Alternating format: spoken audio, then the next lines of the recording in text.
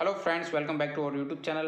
हेमोसाइटोमेट्री के अंतर्गत ही एक और वीडियो के साथ मैं हाजिर हूँ, प्रेम भाटिया। और आज का हमारा जो ब्लड सेल काउंट है वो है प्लेटलेट काउंट। आप जानते हैं हेमोसाइटोमेट्री में ब्लड सेल का मैनुअली तरीके से वेट माउंट द्वारा प्लेटलेट या कोई भी सेल है उसको गिना जाता है। तो इसमें हेमोसाइटोमेट्री का अर्थ होता है ब्लड सेल मेजरमेंट।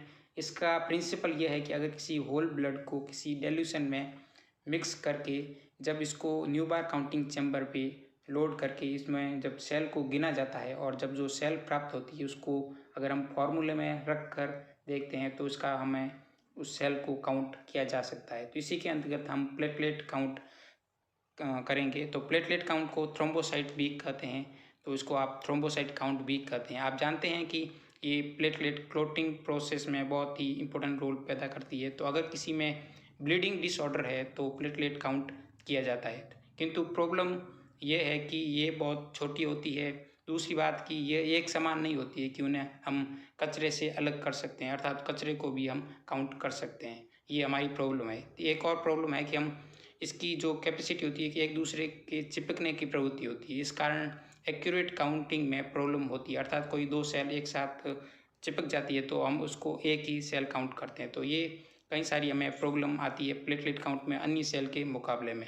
तो इसमें हम जो ब्लड सेल का जो स्पेसिमेन लेंगे वो होल ब्लड ले सकते हैं और कैपिलरी ब्लड ले सकते हैं। इसमें भी हमें कुछ समस्याओं का सामना करना पड़ता है। जैसे आप अगर होल ब्लड लेते हैं, वेनस ब्लड लेते हैं, तब आपको उसमें प्लास्टिक सिरिंज में लेना पड़ेगा और जल्दी से जल्दी जो एंटीकोगुलेंट ट्यूब है उसमें हमें डाल लेना है, क्योंकि जैसे ही पंक्चर होगा तो प्लेटलेट का जो फंक्शन होता है कि उसमें एग्रीगेट होके चिपकने की प्रवृत्ति होती है, तो ये जो कोगुलेट होने की जल्दी संभावना रहती है। दूसरी, हम प्लास्टिक सिरिंज का इसलिए यूज़ में लेंगे कि जो ग्लास की सरफेस होती है उसमें ये प्लेटलेट चिपकने की संभावना रहती है। तो जब हम काउंट करेंगे तो जो नॉर्मल काउंट होता है, एक्चुअल काउंट होता है, उससे कम हमें प्राप्त होता है। दूसरी बात कि इसको हम जब टेस्ट करेंगे इसको हमें 2 घंटे में इसको कंप्लीट करना होता है, क्योंकि ये जो प्लेटलेट की जो क्षमता होती है कि वो जनरली इसमें कैपिलरी ब्लड को अवॉइड किया जाता है, क्योंकि जो कोगुलेशन होता है वो प्रोसेस बहुत जल्दी होती है, ठीक है, क्लॉटिंग प्रोसेस बहुत जल्दी होती है, इस कारण जो प्लेटलेट काउंट है वो लो आ सकता है। तो आप वेनस ब्लड ही लीजिएगा और हम जो टेस्ट करेंगे वो वेनस ब्लड से ही करेंगे। तो हमारा रीजेंट है प्लेटलेट डाइल्यूटिंग फ्लूइड। इसमें भी हम जब भी कोई भी टेस्ट करेंगे अर्थात प्लेटलेट काउंट करेंगे तो जब आप प्लेटलेट डाइल्यूटिंग फ्लूइड लेंगे वो हमेशा आप छान के यूज़ में लीजिएगा, क्योंकि कुछ डस्ट पार्टिकल या बैक्टीरिया जो भी प्लेटलेट काउंट में होंगे वो आप एक तरीके से प्लेटलेट को काउंट कर लेंगे। तो जब भी आप प्लेटलेट काउंट करें इसको फिल्टर करके यूज़ में लें। तो कई तरीके के जो प्लेटलेट डाइल्यूटिंग फ्लूइड है वो उपयोग में लिए जाते हैं, जिसमें से एक है फॉर्मेल सिट्रेट सॉल्यूशन। इसमें आप देखेंगे इसमें होता है ट्राइसोडियम सिट्रेट 3.8 ग्राम, ब्रिलियंट क्रिस्टल ब्लू 0.1 ग्राम, फॉर्मेलिन 0.2 ml और डिस्टिल वाटर 100 ml। ये होता है जो फॉर्मल सिट्रेट सॉल्यूशन होता है उसमें। तो इसमें जो सोडियम सिट्रेट सॉल्यूशन है वो एक तरह का एंटीकोगुलेंट का कार्य करेगा, तो जो प्लेटलेट है उसको क्लॉटिंग होने से बचाएगा ब्लड को। इसी तरह से यहाँ फॉर्मेलिन जो है वो जो सेल्स है उसको फिक्स करने का कार्य करेगा और जो क्लम्पिंग है उसको रोकेगा। इसमें आप देख रहे हैं ब्रिलियंट क्रिस्टल ब्लू का जो डाई है वो उपयोग की जा रही है, किंतु ये इसका जो डाई होती है वो किसी भी सेल्स को कलर नहीं देगी, अर्थात ये आपका जो बैकग्राउंड है उसको प्रदान करेगा, जिस कारण आपको जो प्लेटलेट काउंटिंग होती है वो उसको इजीली तरीके से कर पाएंगे। इसमें आप देखेंगे कि जो आरबीसी है उसको लाइज नहीं किया गया है और इसकी ज़रूरत भी नहीं है, क्योंकि आप प्लेटलेट को और आरबीसी काउंट को इजीली तरीके से पहचान पाएंगे और इसकी जो साइज होती है उस कारण, ठीक है। और अगर हम इसको जो आरबीसी काउंट है, आरबीसी है, उसको अगर हम लाइज कर लेंगे तो इसके जो फ्रेगमेंट होंगे वो हमारी जो प्लेटलेट काउंट है उसमें प्रॉब्लम करेंगे। तो हम ये फॉर्मल सिट्रेट सॉल्यूशन यूज़ में लेंगे। दूसरा जो हमारा सॉल्यूशन है वो है प्रोकीन हाइड्रोक्लोराइड, सोडियम क्लोराइड और डिस्टिल वाटर। ये कॉम्बिनेशन है प्लेटलेट डाइल्यूटिंग फ्लूइड का, जिसमें आपको जो आरबीसी है उसको आप लाइज कर पाएंगे। तीसरा और फ्लूइड है जिसमें आप अमोनियम ऑक्सलेट का उपयोग कर सकते हैं, जो कि प्लेटलेट काउंटिंग में उपयोग में आता है।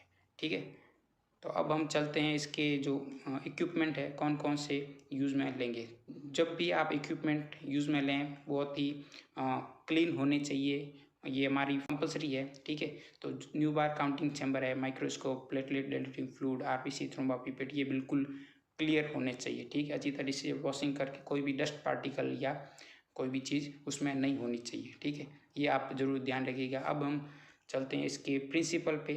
तो इसमें हम जो ब्लड लेंगे वो 200 गुना डाइल्यूट करेंगे और प्लेटलेट डाइल्यूटिंग फ्लूइड के साथ, और फिर उसको जो 40x है उस पर हम न्यूबार काउंटिंग चैम्बर में काउंट करेंगे, और जो भी सेल हम काउंट करेंगे उसको हम फार्मूले में रख कर उसका हम जो टोटल जो प्लेटलेट काउंट है उसको हम प्राप्त कर सकते हैं। अब हम चलते हैं प्रोसीजर पे। तो प्रोसीजर पे चलें इससे पहले अगर आपको वीडियो पसंद आया है तो लाइक कर लीजिएगा, चैनल पे नए हैं तो सब्सक्राइब करके बेल आइकन ज़रूर दबा लीजिएगा, और फ्रेंड के साथ शेयर भी कीजिएगा ताकि आप उन्हें भी फ़ायदा पहुंचा सके। आप हमारे फेसबुक और ट्विटर आदि जो सोशल मीडिया पेज है उसको भी लाइक कर सकते हैं। तो अब हम चलते हैं इसके प्रोसीजर पे। टेस्ट प्रोसीजर में हमें चाहिए प्लेटलेट डाइल्यूटिंग फ्लूइड, ये बाज़ार में अवेलेबल होता है, आप वहाँ से खरीद सकते हैं। इसको हमें लेना है एक प्लास्टिक की टेस्ट ट्यूब में। ग्लास की टेस्ट ट्यूब में ये जो सरफेस होती है उस पर चिपक जाती है प्लेटलेट, इस कारण हम इसको अवॉइड करेंगे। प्लास्टिक की टेस्ट ट्यूब लेंगे जिसको लेंगे 3.980 माइक्रोलीटर ब्लड। तो 1 2 3 और 980 माइक्रोलीटर। ठीक है, तो 3.98 हमें ml ये डाइल्यूटिंग फ्लूइड लेना है, और इसमें ऐड करना है पेशेंट का 20 माइक्रोलीटर एंटी कोगुलेंट ब्लड। इसको हमने एक अलग ट्यूब में EDT ट्यूब में सेपरेट करके रखा है। तो इसको सैंपल में लेने के लिए आप या तो बल्क डाइल्यूशन मेथड जो हम कर रहे हैं उसका उपयोग ले सकते हैं, या फिर जैसे हमने RBC काउंट किया था वैसे वैसे आपको कर लेना है। 0.5 तक ब्लड और 101 मार्क तक प्लेटलेट डाइल्यूटिंग फ्लूइड। इसके साथ आपको 20 माइक्रोलीटर को ब्लड लेने के लिए आप जो साली पिपेट है उसका भी उपयोग कर सकते हैं। हम यहाँ पे कैलिब्रेटेड पिपेट का उपयोग कर रहे हैं जिसमें 20 माइक्रोलीटर पेशेंट का ब्लड ले लेंगे। EDT हमने ब्लड सेपरेट कर रखा है उसको। ठीक है, तो आप जितना जल्दी हो सके टेस्ट को कंप्लीट कीजिएगा, 2 घंटे के अंदर टेस्ट को आपको कंप्लीट कर लेना है। ठीक है, तो 20 माइक्रोलीटर हम पेशेंट का जो होल ब्लड है उसको ले लेंगे, जो एक्स्ट्रा ब्लड है उसको हम कॉटन की सहायता से वाइप कर लेंगे, और इस ब्लड को हम डाइल्यूटिंग फ्लूइड में अच्छी तरीके से मिक्स करके कुछ समय के लिए छोड़ लेंगे। ठीक है, तो हम इसको अच्छी तरीके से मिक्स करेंगे, और आप इसको जो रोटर होता है मिक्सर उसके साथ भी इसको रख सकते हैं ताकि ये अच्छी तरीके से मिक्स हो जाएगी, और उसके बाद हम इसको टेस्ट को कर पाएंगे। ठीक है, तो आप इसको रोटर पर भी रख सकते हैं और अच्छी तरीके से मिक्स करके हम इसको रख लेंगे, और उसके बाद तब तक हम जो न्यूबार काउंटिंग चैम्बर होता है उसकी प्रिपरेशन कर लेते हैं। ठीक है, तो ये हमारा न्यूबार काउंटिंग चैम्बर है। इसमें आप देख रहे हैं 2 स्लाइड होती है एक साथ, मतलब 2 बार हम इसको कर सकते हैं।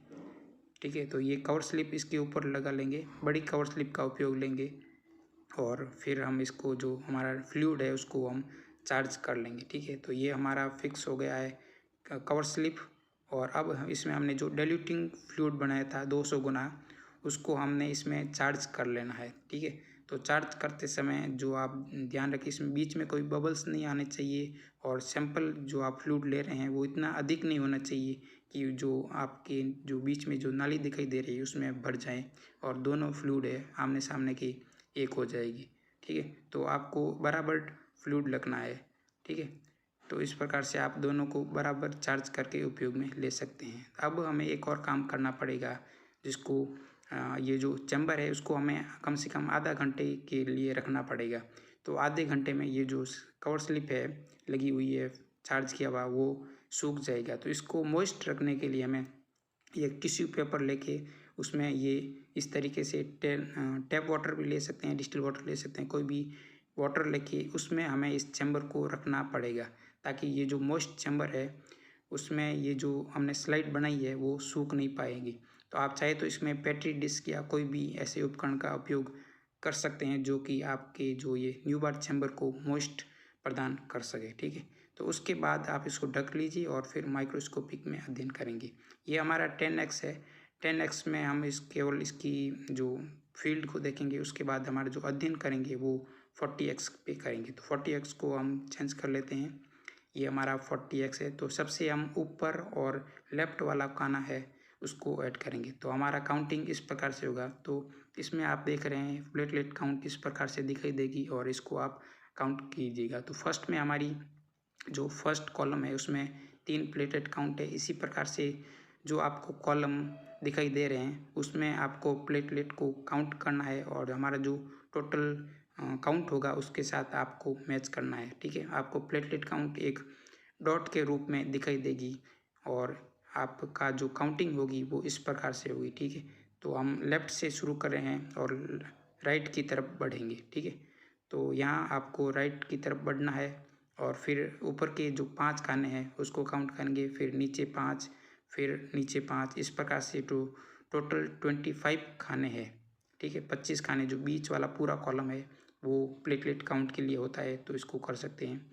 अब हमने जो दूसरी रो है उसमें हम आ गए हैं, तो उस रो में कितनी प्लेटलेट काउंट है उसको काउंट करना है। फिर हमें वापस जो लेफ़्ट की तरफ बढ़ेंगे। ठीक है, तो फर्स्ट जो रो थी उसमें हमें राइट की तरफ बढ़ना है और इसके बाद वाली राइट में, फिर लेफ़्ट में, फिर राइट में, इस प्रकार से हमें काउंट करना है।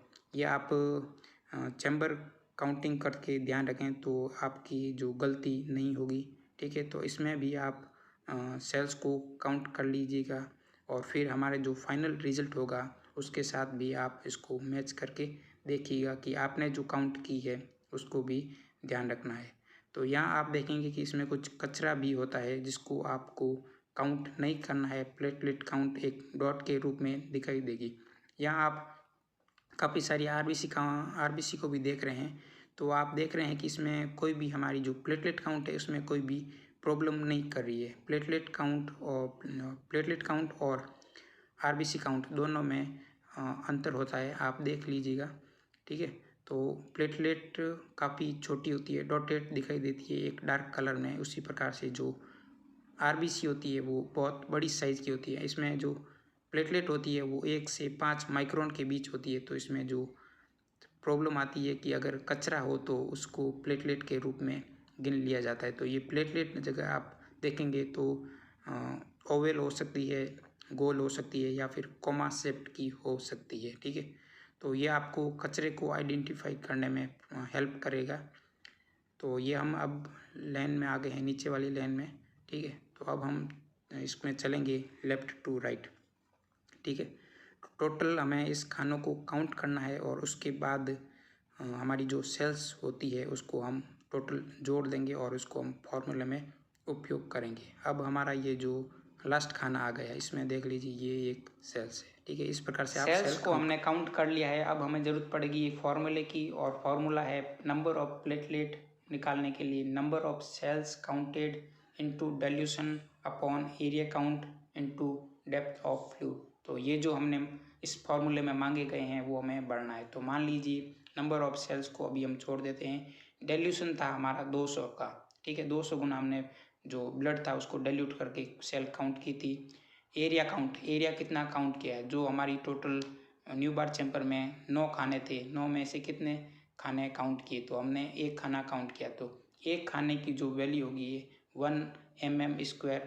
ठीक है, और डेप्थ ऑफ फ्लूइड फिक्स रहती है 0.1 mm। तो अगर हम ये 0.1 में से अगर हम पॉइंट को हटा देते हैं तो यहाँ हम एक और 0 ऐड कर सकते हैं। ठीक है, तो 1 × 1 हो गया 1, और इस प्रकार से हमारा जो फाइनल फार्मूला आ जाएगा इस प्रकार से आ जाएगा नंबर ऑफ सेल्स इनटू 2000। अगर हमारी जो सेल्स थी उसको हमने 2000 से गुना करते हैं, मल्टीप्लाई करते हैं, तो हमें जो प्लेटलेट काउंट का मान प्राप्त हो जाता है। जैसे n यानी कि हमने 100 सेल को काउंट किया है, तो अगर हम इसको 2000 से मल्टीप्लाई करते हैं तो हमारे जो प्लेटलेट काउंट आ जाएगा 2 लाख। ठीक है, तो अगर किसी में प्लेटलेट काउंट हाई या लो आता है तब उसके अनुसार अपने डाइल्यूशन को चेंज कर सकते हैं। अगर किसी में प्लेटलेट काउंट हाई आए तो हम डाइल्यूशन को बढ़ाना पड़ेगा इजी काउंटिंग के लिए। ठीक है, तब आपको हम 5.98 ml डाइल्यूटिंग फ्लूइड लेना पड़ेगा और 20 माइक्रोलीटर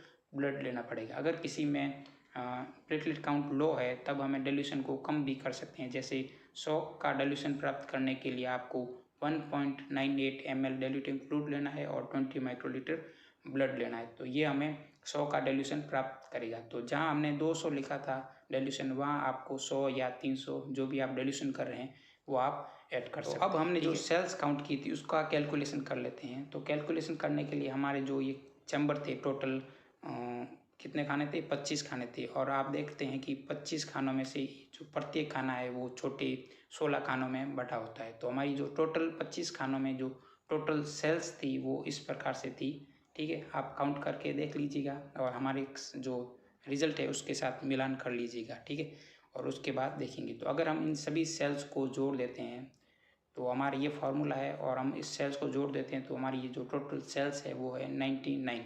ठीक है, अगर हम 99 को 2000 से मल्टीप्लाई करते हैं तो हमारा जो रिजल्ट आ जाएगा 1,91,000, 1,98,000 हमारी जो प्लेटलेट काउंट है जिस पेशेंट का हमने जो टेस्ट किया था उसकी प्लेटलेट काउंट ये रहेगी।